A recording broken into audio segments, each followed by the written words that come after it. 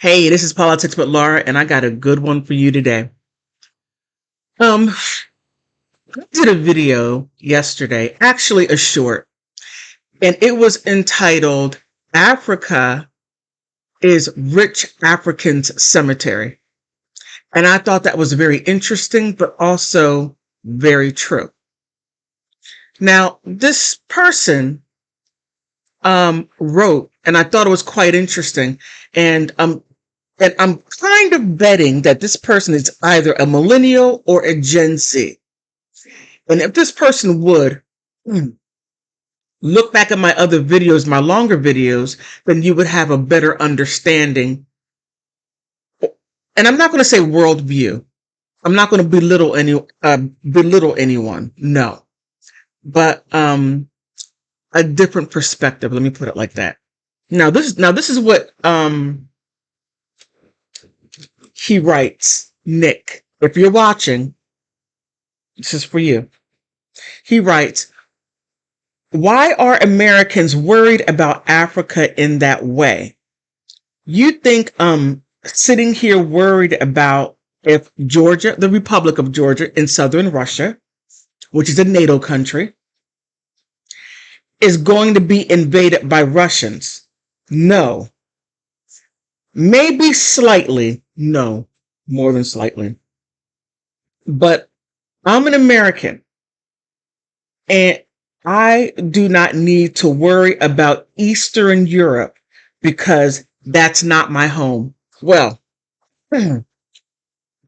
this person went in two different ways because the short video was about Putin's response, or Putin was speaking about rich Africans. And this is what I know to be for a fact, because where I'm at in the United States, but I'm in a city to where I'm around everyone all over the world, even countries that maybe not, can't say not on the map, but yeah. Now, Putin was saying was that rich Africans go to Europe for medical attention. Rich Africans go to Europe for clothing and their attire. Rich Africans put their money in Switzerland. Rich Africans send their children to Europe and the United States to go to school. But rich Africans, they die in Africa. And I'm summarizing everything that was said in that video. Now, that's absolutely true. Now, within this, he's talking about Europe, and that had nothing to do with the video. Now, I responded to him saying that, you do need to pay close attention because the United States is bringing in a lot of Eastern Europeans because Joe Biden, when he was vice president, destabilized the area, trying to get in and to push, shall I say, the Russian waters president out of the way. And NATO has done that for about 30 years, ever since the Soviet Union has collapsed. NATO was supposed to disband, but they stayed. And then they slowly but surely took over the Warsaw Pact nations, which includes the Republic of Georgia. Yes, it does. Now, with all the destabilization and the fighting, because Russian waters is fighting for its survival. Now, Finland just said, hey, take me. I want to become a part of NATO. Prime Minister Sanna Marin, I'm not saying her name right, but I tweeted saying, congratulations, but do you really want to do that? I didn't get no response. I don't expect to get a response, but NATO is not supposed to exist. NATO, I believe, is going to take over all of Europe in Eastern Europe. My question is, what's next?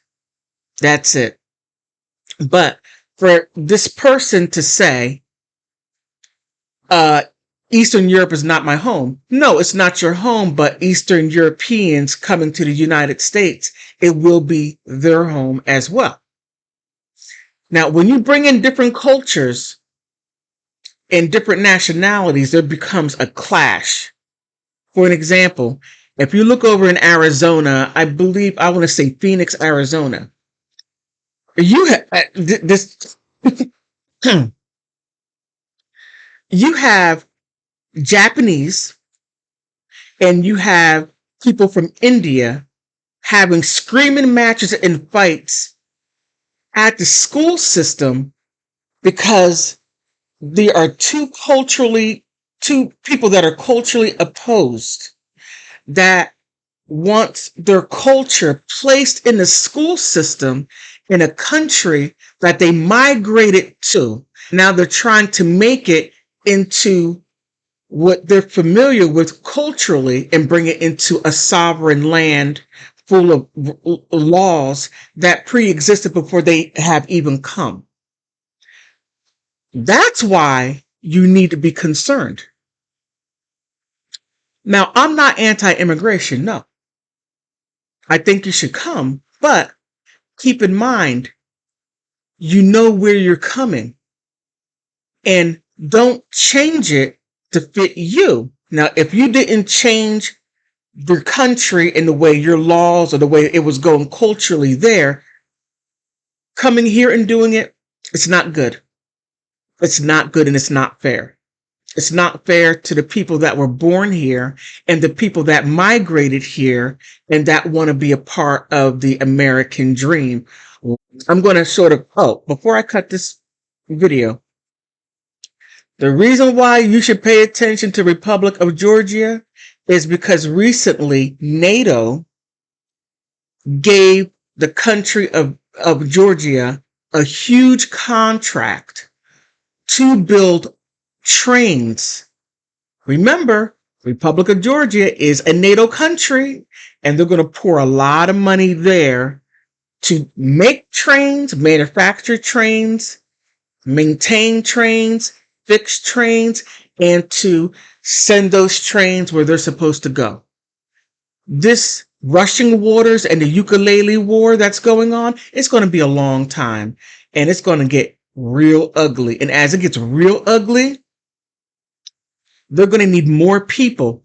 Keep in mind, Joe Biden pledged every fiber of the United States to NATO. So, Nick, that really involves you big time. However,